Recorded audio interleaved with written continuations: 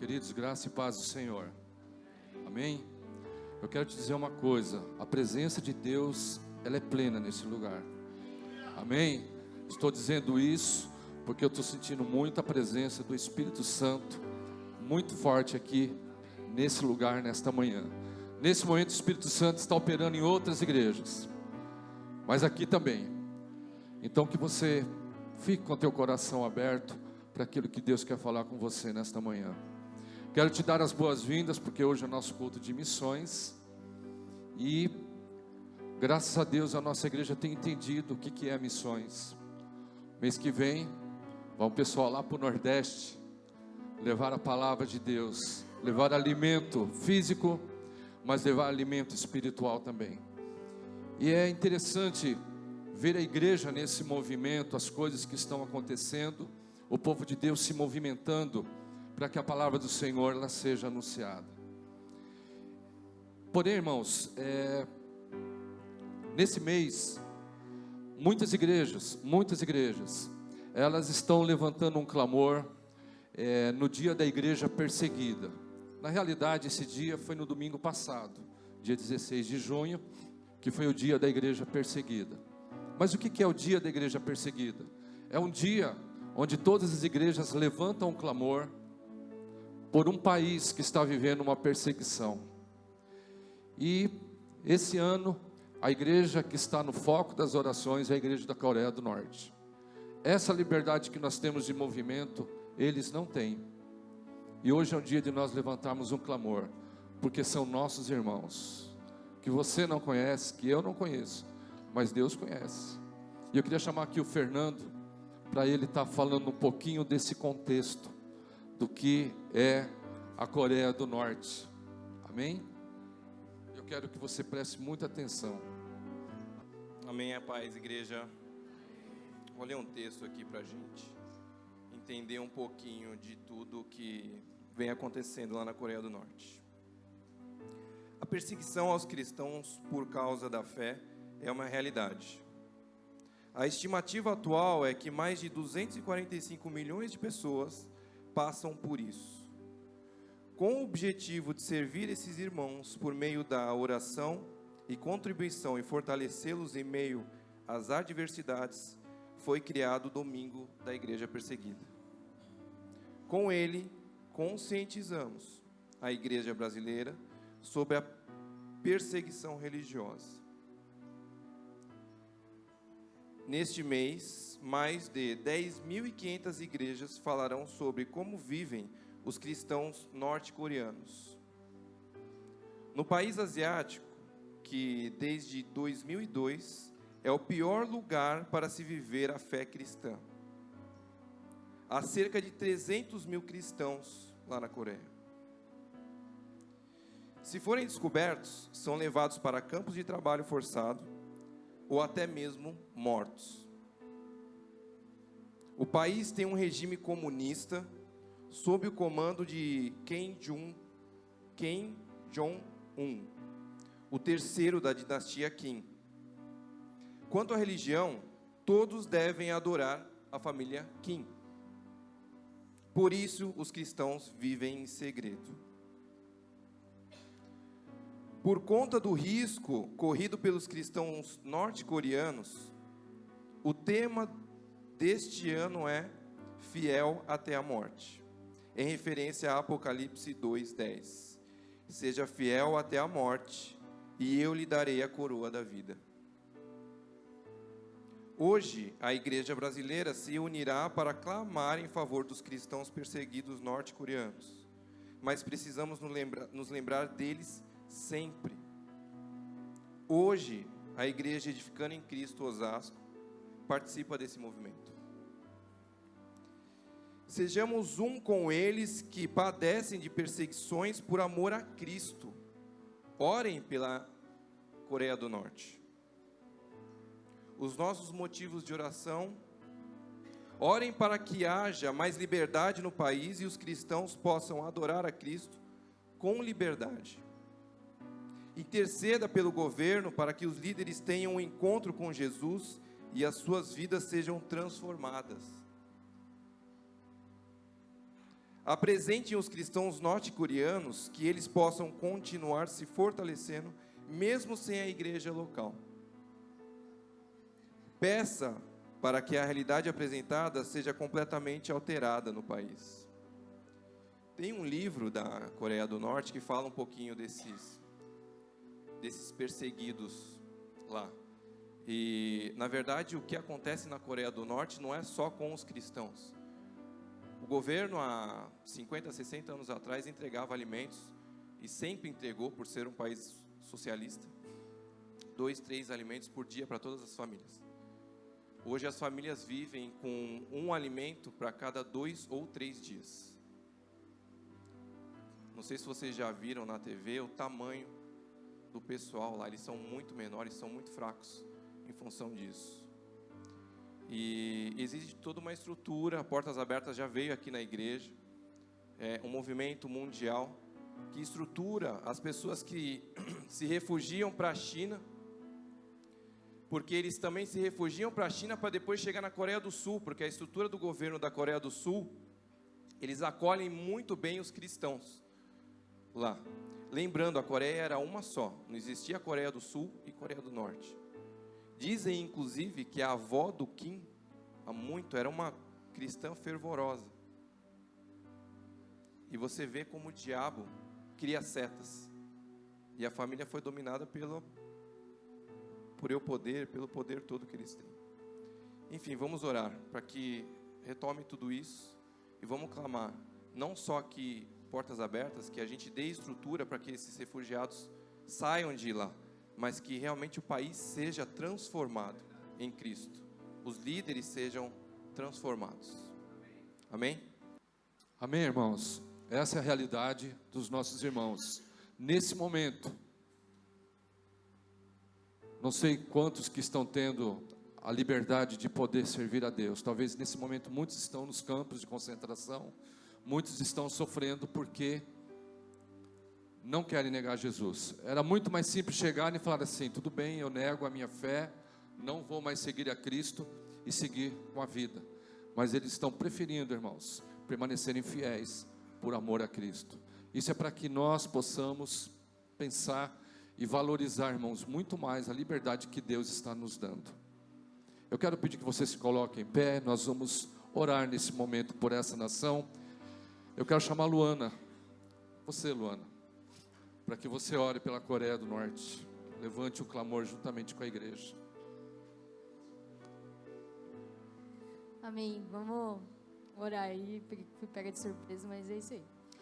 Senhor, nós colocamos agora, Senhor, esse país da Coreia do Norte diante do teu altar, Senhor, e declaramos, Jesus, que esse povo é teu. Nós declaramos, Senhor, que o governo se dobrará, Senhor, porque não existe nome maior do que o teu, Jesus. E nós declaramos que toda opressão, que todo levante do inimigo vai cair naquele lugar, que todo altar que foi levantado a outros deuses serão derrubados, e que a igreja do Senhor vai ganhar voz, e que, Senhor, pessoas serão alcançadas, pessoas serão salvas, Jesus. Nós declaramos que a Coreia do Norte é tua, Jesus. Nós declaramos que a igreja vai se levantar, que a igreja vai orar, e que esse ditador, Senhor, vai se converter ao teu nome, vai entregar a vida a ti, Jesus.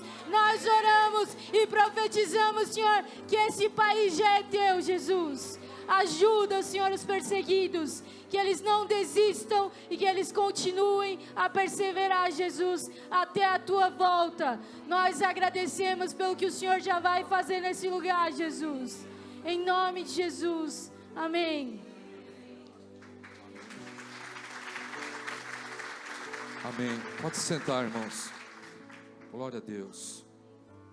Quero compartilhar com os irmãos nessa manhã Provérbios capítulo 3, versículo 17.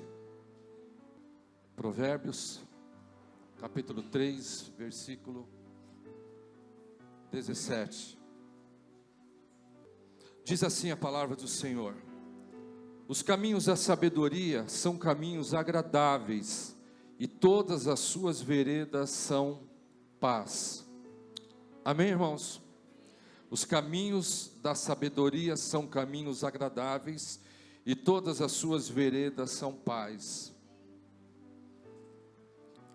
O livro de Provérbios é um livro muito rico em conselhos que Salomão escreveu, e são conselhos muito importantes para a nossa vida. Nesse livro você vai encontrar muitas citações a respeito das questões da nossa vida. Mas uma coisa que é muito forte no livro de Provérbios e que é uma tônica do livro de Provérbios é a questão de que ele nos direciona, é a palavra de Deus, onde Deus direciona o homem a viver de uma forma sábia, ao homem buscar de Deus a sabedoria. Aliás, Salomão foi um rei que buscou de Deus, pediu que Deus lhe desse sabedoria. Quando se fala de sabedoria, irmãos, nesse contexto, não está falando da sabedoria secular.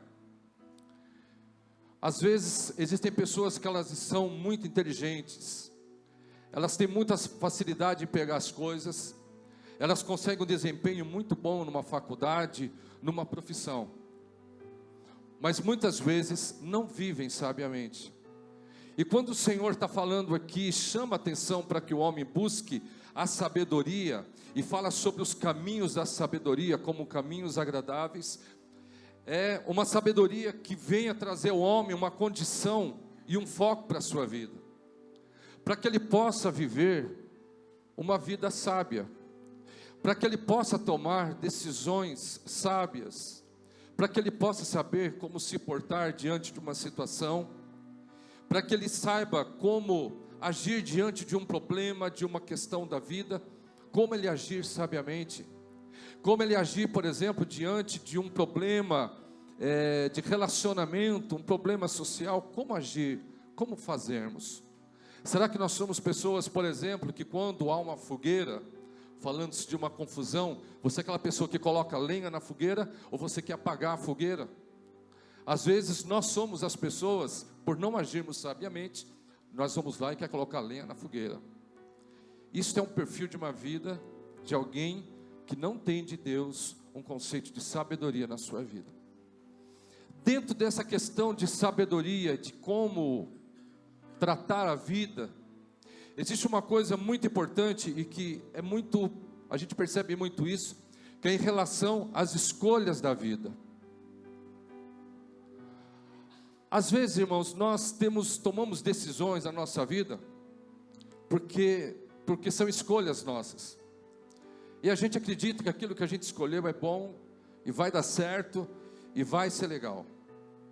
Quando a gente fala em escolha, pode ser uma seleção de amizades. Você escolhe as pessoas com quem você quer viver, com quem você quer estar. Pode ser que essas escolhas não sejam acertadas, e pode ser que essas amizades não te levem para algo bom.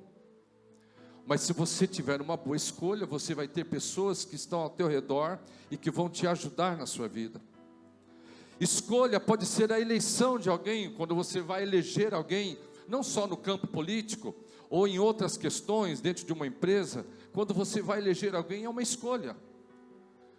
E também, se nós não escolhermos uma pessoa certa para algo, nós podemos estar levando algo a uma falência, porque estamos colocando pessoas que não são adequadas para aquilo.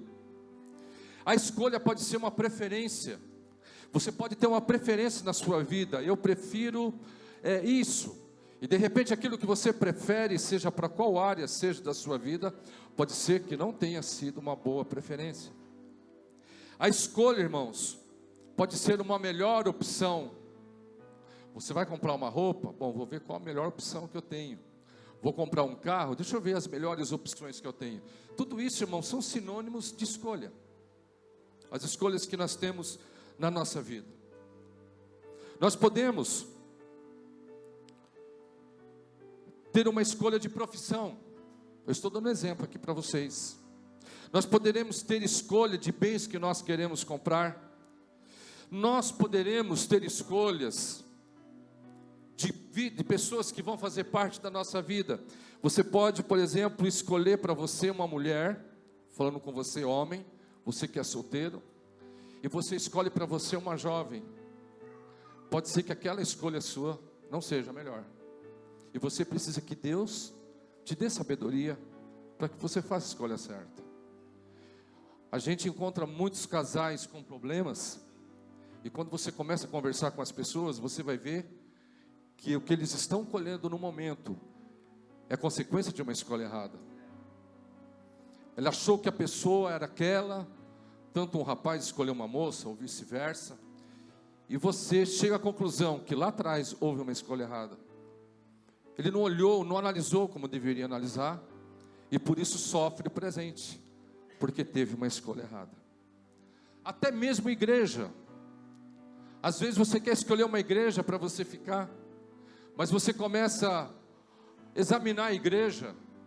Eu não estou falando isso que você tem que ficar aqui, mas nós temos um leque muito grande de igrejas, né, irmãos? Dependendo de onde você passar, você tem 4 igrejas numa rua. Tem para todo tipo de pessoas, para todo tipo de gosto. Então hoje, até uma pessoa que quer começar a servir a Deus, ela tem que saber escolher a igreja. Será que aquela igreja realmente vai me trazer um fundamento para a minha vida? Será que aquela igreja é só oba-oba? Que igreja que eu estou indo? Aliás, o sim que nós fazemos é para que você conheça a igreja, para que você tenha uma escolha certa. Irmãos, são exemplos que refletem como é importante nós termos uma escolha certa na nossa vida. Como é importante você ter uma decisão acertada na sua vida. Talvez você já passou por muitos momentos como esse, e você vai ter que passar. Se você pensa às vezes que Deus vai descer do céu e falar assim: olha, meu servo, faça isso. Desculpe, irmão, às vezes Deus não vai fazer isso para você, mas Deus vai te dar condições de você analisar e você buscar do Senhor para a sua vida aquilo que você deve fazer. Quando eu vim para essa igreja, eu fiquei pedindo: Senhor, fala comigo, é para lá que eu vou.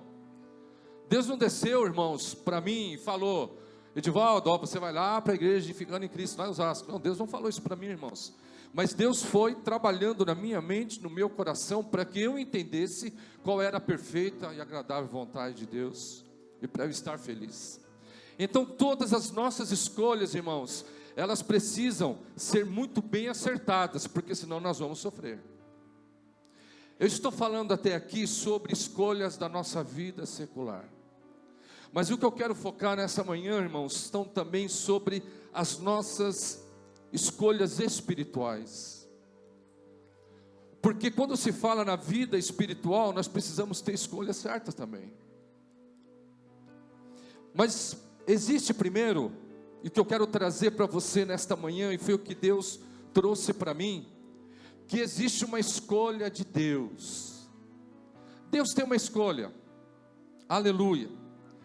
Em Jeremias capítulo 2, capítulo 1, versículo 5, o Senhor disse assim para Jeremias: antes de formá-lo no ventre, eu o escolhi. Antes de você nascer, eu o separei e o designei profeta às nações. Quando Jeremias nem sequer existia, e ele era um projeto de Deus, quando ele estava no pensamento de Deus, aleluia, Deus já olhou para Jeremias, que nem existia, mas a partir de um momento passou a ser um feto no ventre de sua mãe. Mas aquele feto, aquela coisinha tão pequenininha, havia já um mistério de Deus naquilo ali. E Deus disse assim para ele que ele foi escolhido e o designou para algo. A primeira coisa uma verdade espiritual que eu quero trazer para você nessa manhã é que Deus nos escolhe para determinados propósitos. Deus escolheu você, querido, para propósitos serem cumpridos. Deus te escolheu para um fim específico. Deus me escolheu para pastor? Amém. Pode ser que Deus não te escolheu para pastor, mas Deus te escolheu para uma outra coisa. E Deus quer usar a sua vida dentro daquilo para que Ele escolheu você. Talvez Deus escolheu você, amado, para lá onde você está, você ser uma diferença. Talvez Deus escolheu você, talvez não para estar em cima de um púlpito, mas para fazer algo para vidas que estão precisando. Talvez você ainda não descobriu por que Deus te escolheu, mas entenda nesta manhã que Deus escolheu você para um propósito. Aleluia. Existe uma linha teológica, e eu não vou querer entrar nesse detalhe aqui, mas só vou dizer para você que Deus escolhe pessoas para serem salvas. Ou seja, Deus, vou dar um exemplo aqui, tá? Deus escolheu a Odete para ser salva, a pastora Cléo, o Carlos não. Peguei você, Carlos. É brincadeirinha, tá? Existe essa linha teológica. Mas a Bíblia diz o seguinte, em 1 Timóteo capítulo 2, versículos 3 e 4, diz assim, que isso é bom e agradável perante Deus, nosso Salvador, que deseja que todos os homens sejam salvos. Aleluia. Deus não está escolhendo uma minoria para servi-lo.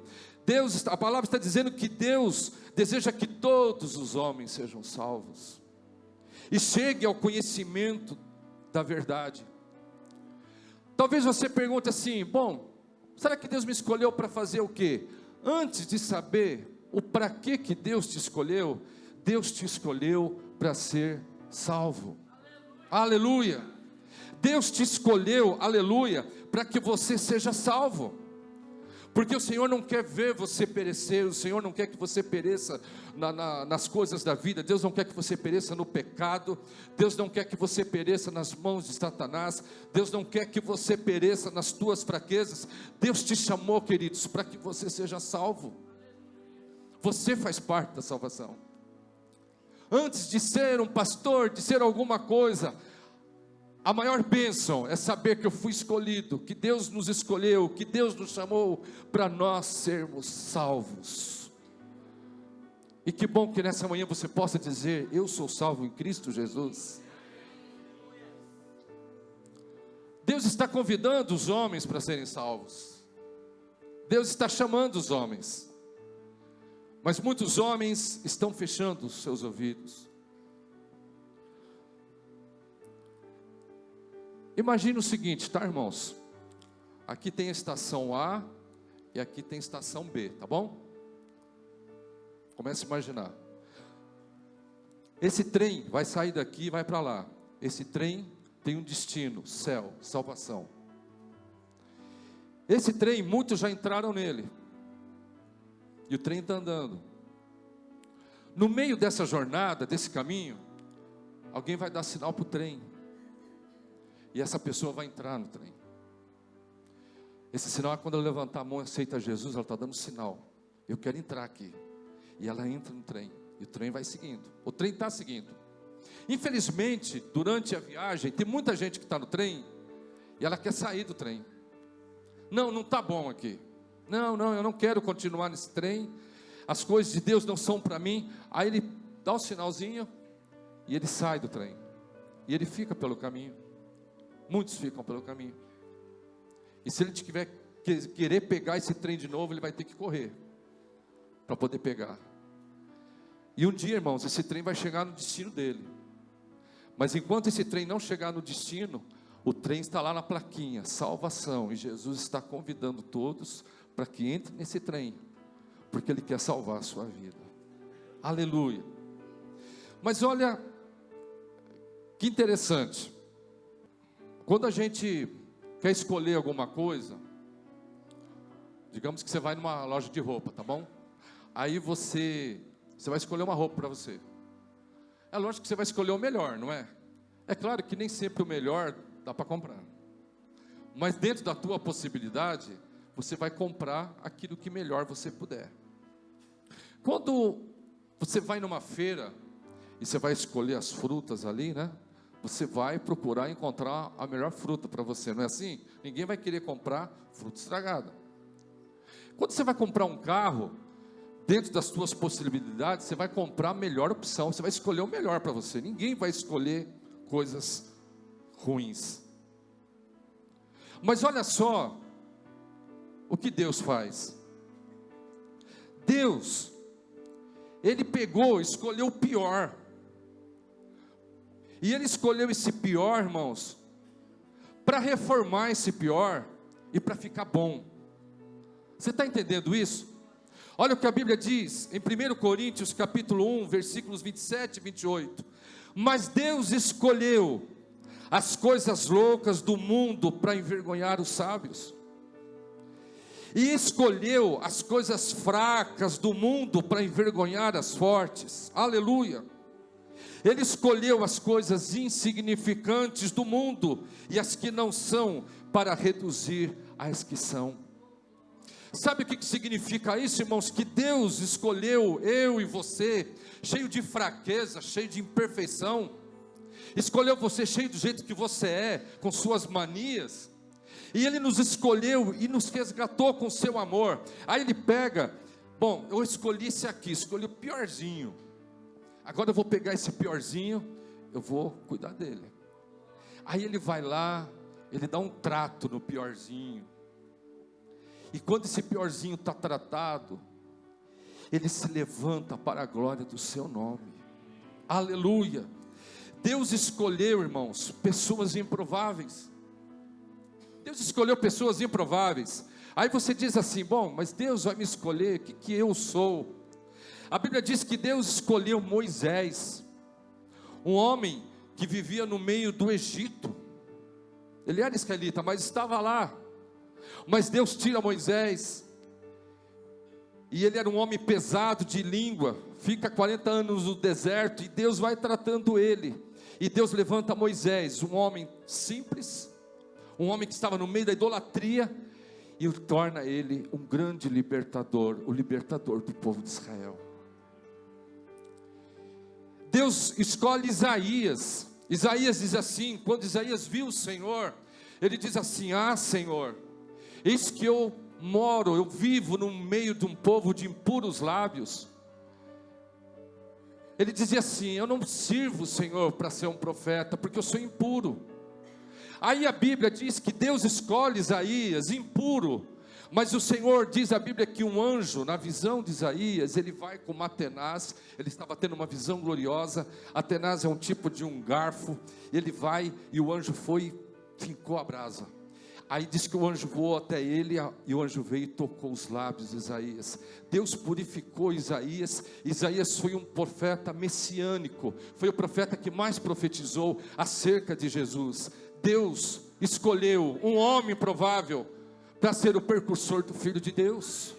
Aleluia. Deus precisava levantar um homem para estar na frente do povo. Quem que Deus vai escolher? Saul não estava dando certo. Vai Samuel, vai procurar. Deus vai, irmãos, e olha Davi, um simples pastor de ovelhas, um menino sem experiência. Todavia ele tinha uma coisa, ele tinha uma comunhão muito grande com seu Deus. E ele era pastor. E esse Davi, talvez fosse um menino sonhador, ele era poeta, tocava harpa. Olha só, como é que um homem desse vai servir um rei? Um menino talvez frágil. E lá era Davi, cuidando das suas ovelhas, tocando a sua harpa, no Manás, na vibe dele. Estou lá, tocando minha harpa, e salmodiava o Senhor, escrevia os seus salmos. O Senhor é o meu pastor, e nada me faltará. Acho que Davi olhou para ele e pensou assim, puxa vida, Deus, assim como eu, Deus é pastor. Eu acho que ele fez isso, irmãos. Aí Davi dá todo, cheio da unção, o Senhor é o meu pastor, e nada me faltará. Talvez Davi olhou para os pastos e ele escreveu, deitar-me faz em verdes pastos, guia-me mansamente a águas tranquilas. Aleluia. Refrigera a minha alma. Ainda que eu andasse pelo vale da sombra da morte. Sabe por quê? Porque Davi tinha que enfrentar os animais que atacavam as suas ovelhas. E talvez ele passou por muitos momentos de morte. Mas ele descreve, ainda que eu andasse pelo vale da sombra da morte, não temerei mal algum, porque tu estás comigo. Aleluia. Esse poeta, esse músico, pastor de ovelhas, Deus vai lá e escolhe ele, Davi, e torna ele o rei de Israel. Ele torna ele tão franzino, mas que enfrenta um gigante, porque ele se doeu. Davi se doeu pelo povo de Deus. Mas quem é esse homem que está enfrentando o povo de Deus? Ninguém queria enfrentar o Golias, mas o escolhido de Deus se levantou, apesar de ser franzino, pequeno. Ele falou assim: quem que é esse homem que está afrontando o povo de Deus? Eu vou lá contra ele. Aleluia. Quiseram colocar a armadura dele, mas quem é escolhido de Deus, irmãos, tem armas espirituais na sua vida. Aleluia. E lá vai ele, pega na sua funda umas pedras e taca na cabeça. Um golpe certeiro e rápido, objetivo. Deus usou Davi, um simples menino. O Senhor escolheu um perseguidor, um homem que perseguia os crentes. Nós estamos falando aqui sobre igreja perseguida. Você conhece a história do apóstolo Paulo? Aí Deus vai lá, o Senhor Jesus vai lá, escolhe esse homem, um homem que matava os cristãos.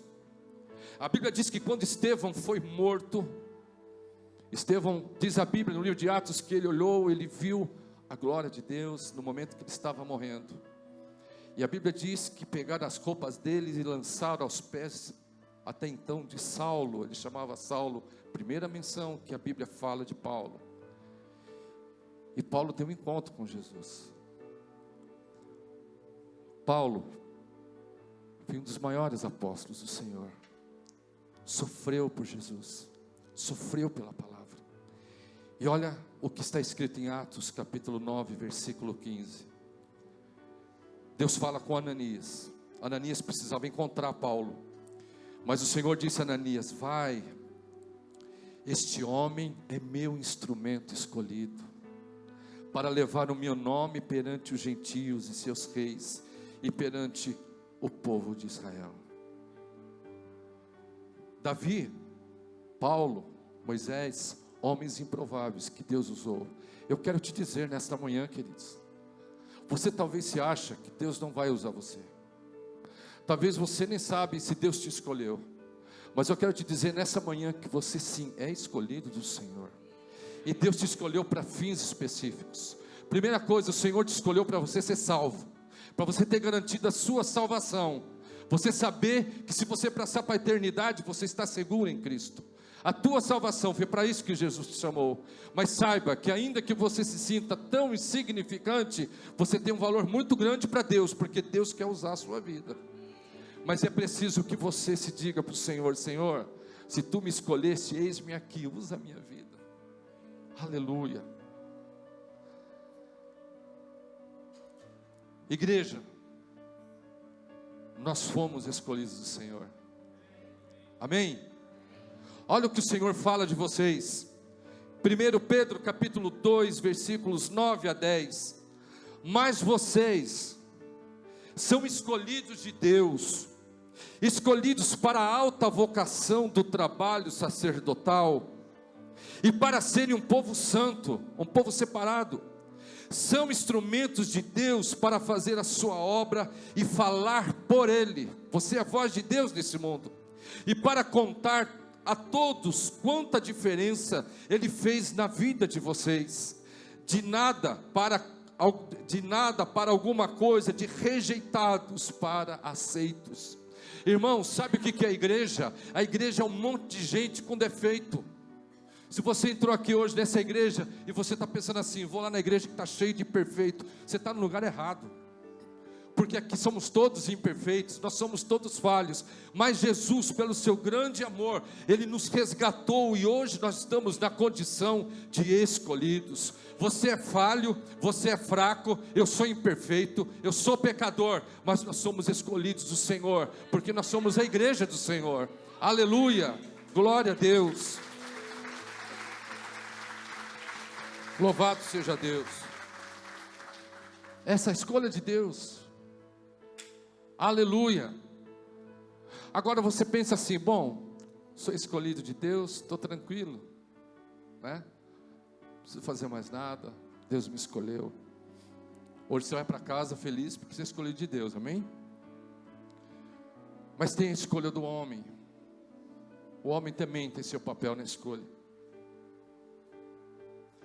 Em Deuteronômio capítulo 30, versículo 19, diz assim: hoje invoco os céus e a terra como testemunha contra vocês. Deus está falando com o povo de Israel, de que coloquei diante de vocês vida e morte, bênção e maldição. Agora escolham a vida, para que vocês e seus filhos vivam.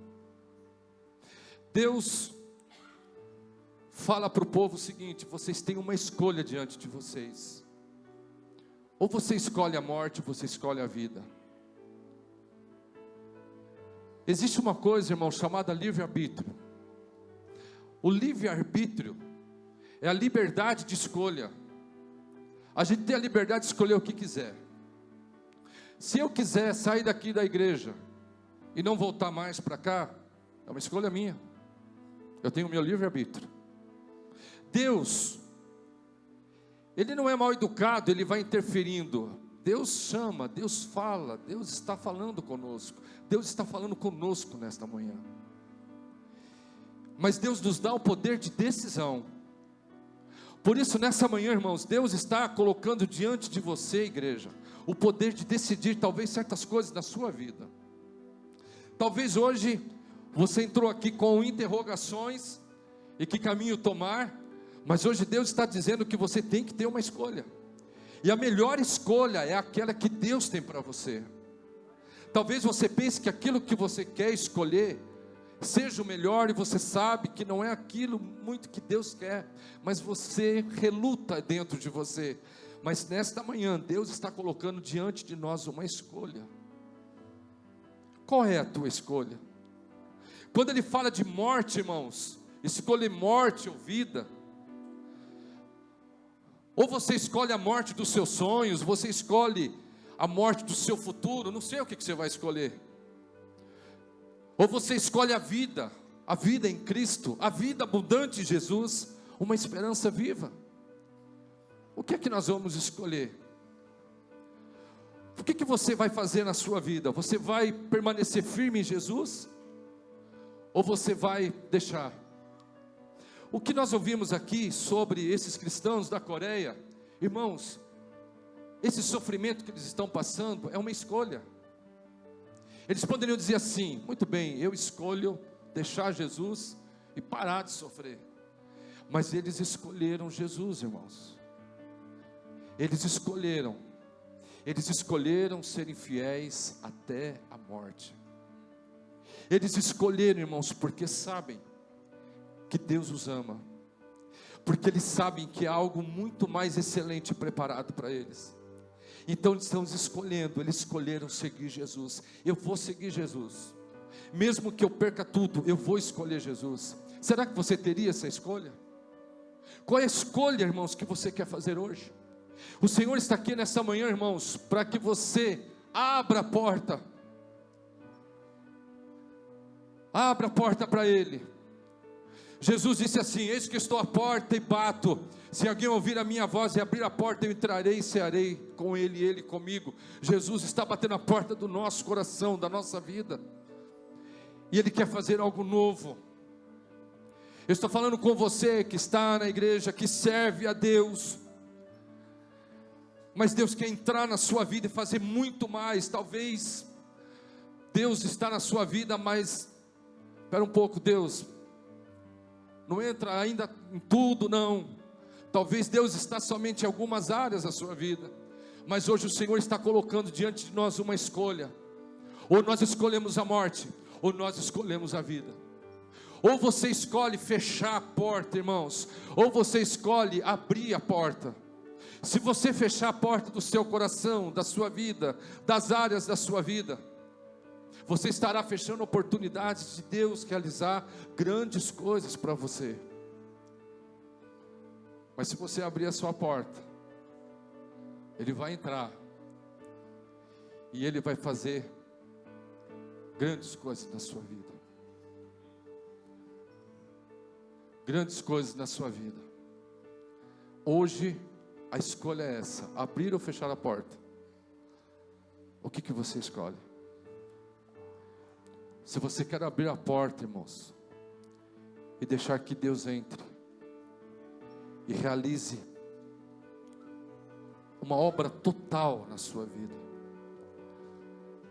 Que nesta manhã, que nesse momento que nós vamos estar louvando, você se despoje de tudo aquilo que ainda está sendo impedimento, e que Jesus entre na sua vida de uma forma total. Não pode ser meia porta, porque se você abre meia porta, é para entrar ou não é para entrar? Mas quando nós abrimos a porta inteira e falamos assim: Jesus, eu estou abrindo a porta, entra e faz morada aqui em mim. Aleluia. Se isso é que você quer, que Deus faça morada, e se você nesta manhã quer abrir esta porta, porque você já entendeu que você é escolhido de Deus, e você entendeu que há escolhas na sua vida. Talvez você diga assim: pastor, eu estou na igreja, eu sou crente, eu escolhi Jesus, amém. Mas às vezes a sua escolha ainda, embora você escolheu Jesus, mas ainda você escolheu manter a porta fechada para algumas coisas e algumas áreas. Mas hoje o Senhor está te convidando, está batendo na porta, amém? Nós abrimos a porta, Senhor, nesta manhã. Nesta manhã, alguém que queira entregar a sua vida a Jesus, abrir a porta para que Ele entre. Se essa é a tua escolha nesta manhã, porque Ele te escolheu para ser salvo, mas você precisa escolhê-lo. Você precisa escolher e dizer: Senhor, eu escolho te servir. Se nessa manhã alguém levanta a sua mão, assim ó, como eu estou levantando a minha, e deixa Jesus entrar e fazer o que Ele quer fazer na sua vida. Eu repito, Deus te dá a liberdade de escolha, mas Ele está te convidando para que você escancare essa porta e deixe que Ele entre. Se nessa manhã alguém que queira entregar-se a Ele, abrir essa porta, se você escolhe Jesus hoje, levante a sua mão, não fique com vergonha, e nós estaremos orando por você. O Senhor estará te recebendo. Eu faço esse convite também para você que está parado na fé, que está com tantas incertezas, que está com tanta incerteza até mesmo da sua vida espiritual, mas hoje, se você escolher abrir a porta da sua casa espiritual, o Senhor vai entrar, vai limpar a tua casa, vai arrumar, vai colocar todas as coisas no seu lugar, aleluia, e você vai viver uma nova vida. Se você é essa pessoa, levante a sua mão, e nós estaremos intercedendo. Quando você levanta a sua mão, você não está levantando para mim, você está levantando para Deus, e dizendo para Deus: Deus, eu estou abrindo a minha vida para o Senhor entrar, e eu quero que o Senhor renove ela. Aleluia, levante a sua mão, se é isso que você quer que Deus faça. Não precisa vir na frente, mas levante-se para Deus e fala para Deus. Você fala para Deus: Deus, estou levantando a minha mão, porque eu escolho que o Senhor faça algo novo, e eu quero viver como escolhido. Nós vamos orar nesse momento, e talvez você tenha sentido vergonha em levantar a mão, não sei, mas entre você e Deus aí, abra essa porta, não deixe ela trancada. Senhor, nós te adoramos, e nessa manhã nós como igreja, nós abrimos a porta da nossa vida, Senhor. Nós escolhemos receber o Senhor, o teu tratamento na nossa vida.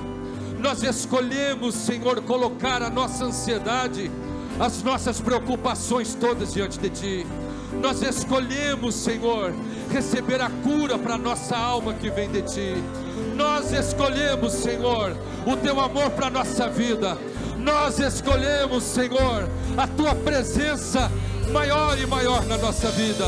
Nós escolhemos, Senhor, abandonar os nossos pecados e permitir, Senhor, ser santos diante da tua presença. Nós escolhemos, Senhor, o teu amor.